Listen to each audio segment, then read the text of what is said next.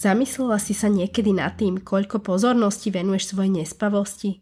Koľko sa sústreďuješ na to, čo ti v živote chýba a zabúdaš si ceniť to, čo v živote máš?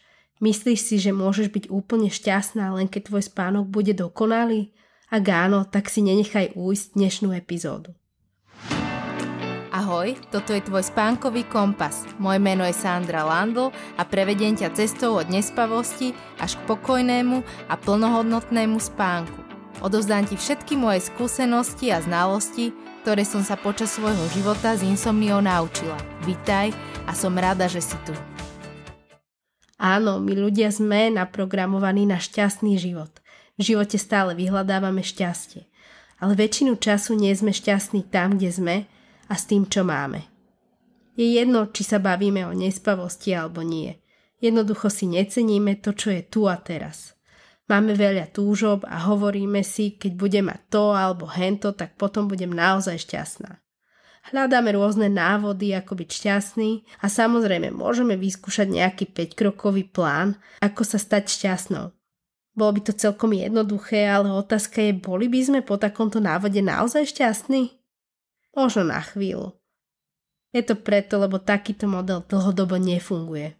Pravda je taká, že robením sa ku šťastiu nedopracujeme. Šťastie musí vychádzať z nášho bytia. Proste byť šťastný tu a teraz s tým, čo máme aktuálne. Nečakať a nehovoriť si, keby som lepšie spala, tak by som mohla robiť to, čo chcem a potom by som bola tým, kým chcem. Viem, že to nie je ľahké, ale naozaj skús byť teraz spokojná s tým, čo máš a s tým, kým si.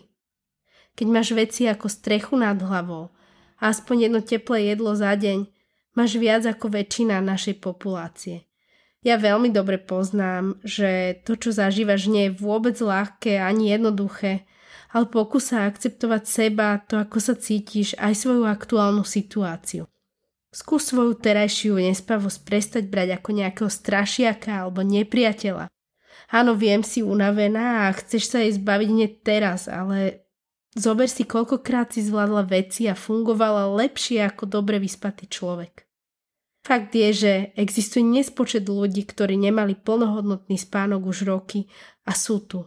Pracujú a fungujú. Nehovorím, že nespavosť je zdravá, ale nie vždy je to taká hrôza, ako nám prezentujú médiá. Práve ten strach z nespavosti a chcenie sa jej zbaviť potom drží ľudí v tom blúdnom kruhu.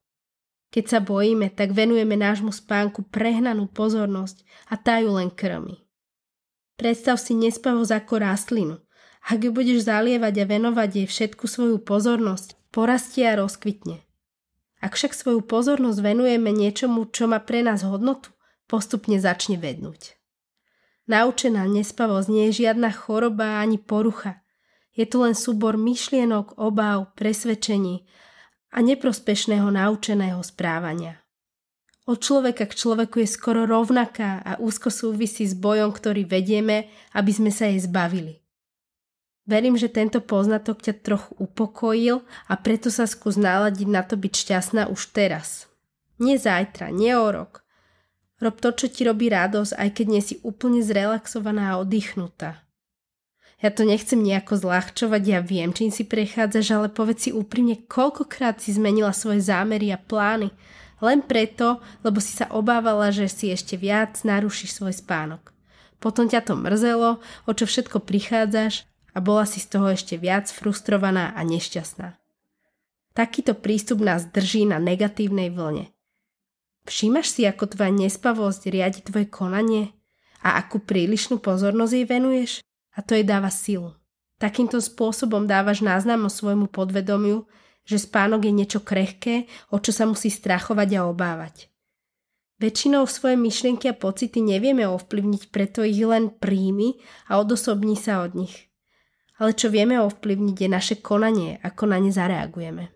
Či sa im podriadíme, alebo si ich len vypočujeme ako nestranný pozorovateľ. V tom máme moc. Tak ako som ti už viackrát v predchádzajúcich epizódach spomínala, ale zopakujem to opäť, naše myšlienky a obavy nie sú fakty, sú to len naše názory. Preto im slepo never a konaj v prospech toho, čo je pre teba užitočné. Nenechaj sa strhnúť, pretože čomu venuješ svoju pozornosť, to rastie. Nie si odkazaná len prežívať. Jednoducho sa zastav a buď vďačná za to, čo máš a kým si už teraz. Naplní ťa to šťastím a pozitívnou energiou. Na naladenie intenzívnejšej vďačnosti môžeš použiť nasledujúcu techniku, kedy si v mysli odoberieš to, čo aktuálne máš.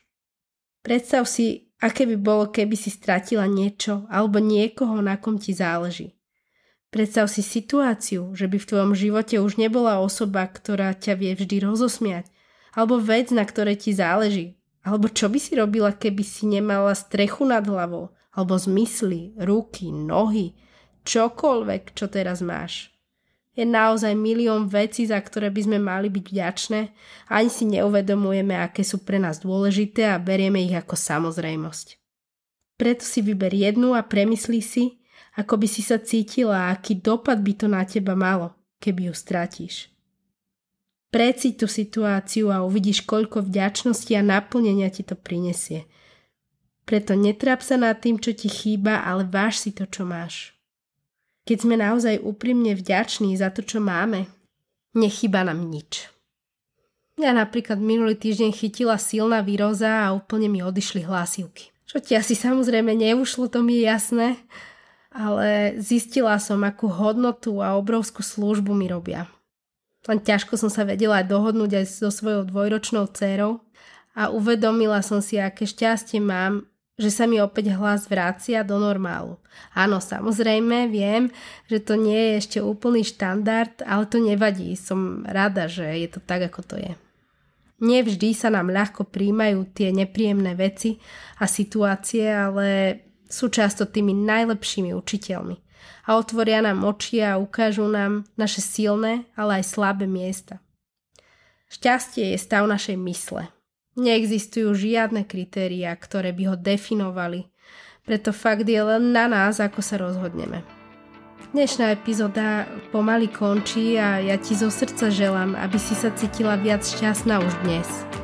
Ďakujem veľmi, že si tu so mnou bola a počujeme sa na budúce.